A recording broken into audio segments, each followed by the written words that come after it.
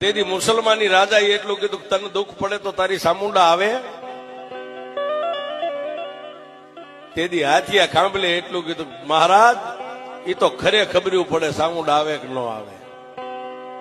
અને તેથી મુસલમાની રાજાના મોઢામાંથી હુકમ છૂટી ગયો કે જાવ અને ફાંસીના માસડે સડાવી દો. આજ મારે એની સામુંડ ને જોવી છે, એની સામુંડ કેવડી છે ક્યારે એમ આવે છે એ મારે જોવું છે. જાવ અને ફાંસીના માસડે સડાવી દો. અને સાહેબ 5 મોડીએ બાંધ્યો એમ નામ સિપાહીઓ ઢહડીને ઉપાડ્યો. પણ ડગલે સામુંડા પગલે સામુંડા, ડગલે સામુંડા પગલે સામુંડા. અને ફાંસીના માસડે સાહેબ આમ લટકાડવાની તૈયારી, ગાળીઓ આમ ડોકમાં નાખ્યો ને ત્યારે એટલું કીધું કે એ કાળા મોની ધણિયાણી, તારે મને આદિ દેખાડવાતા નતો, તારે ગીર સુધી તારે મને લાવવો નતો. કાં તો મારા બાપ હીરિયા કાંભલ્યાની કમાણી ખૂટી ગઈ અને કાં તો